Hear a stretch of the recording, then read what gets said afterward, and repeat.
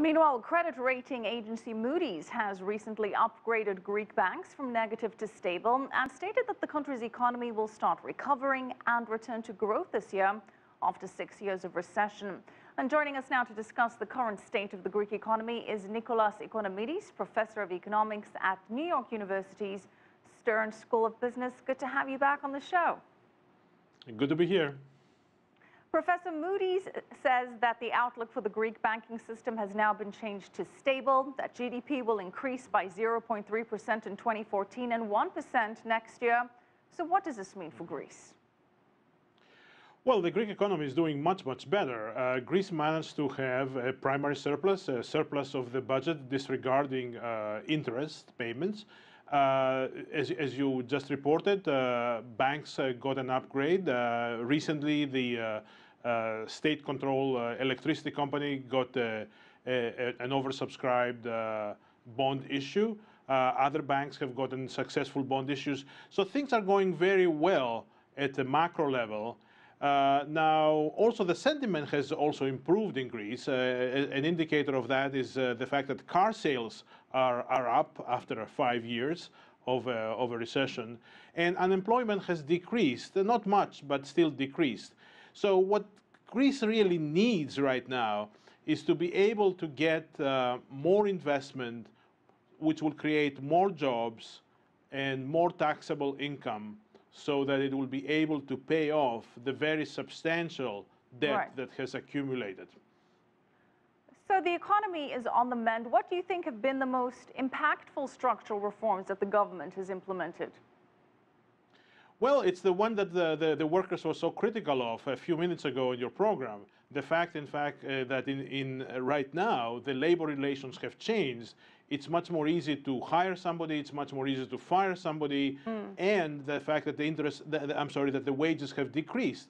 Now, these are not nice things for the workers, but they have improved significantly the competitiveness of Greece, and in fact has been the most important structural reform this far.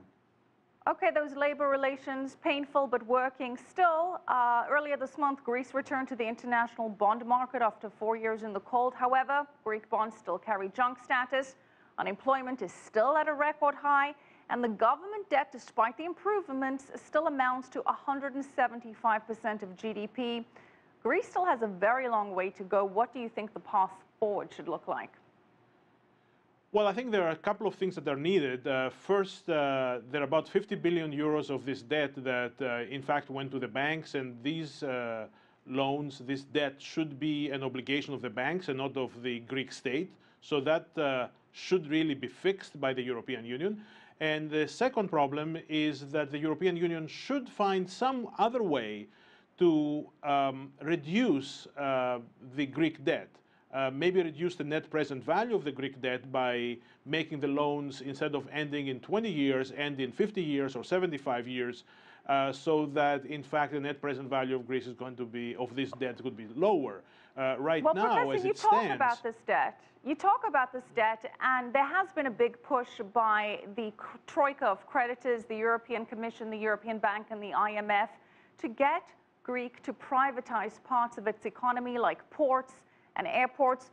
Which assets has the country been forced to give up so far? Well, Greece has privatized ports, has privatized airports, is in the process of privatizing regional airports.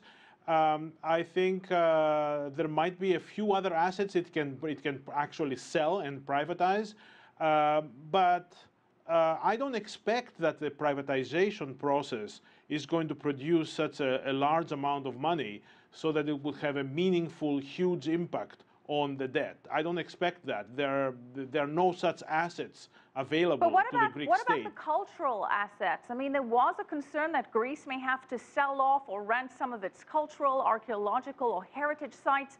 There have been protests against this. Is this even a real possibility?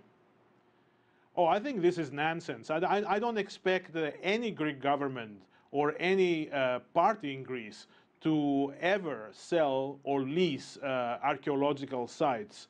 It's unthinkable. So I don't think it will happen. I also don't think it's going to make a big difference in the amount of money that Greece really owes. Here we're talking about billions and billions of dollars, and if whatever you lease, it will not create this kind of money. So that will not really solve the problem, and of course it's unthinkable given the heritage of the country. Okay, the Acropolis not up for sale anytime soon. Thank you so much, Nicholas Economides. Well, thank you so much. Thank you very much.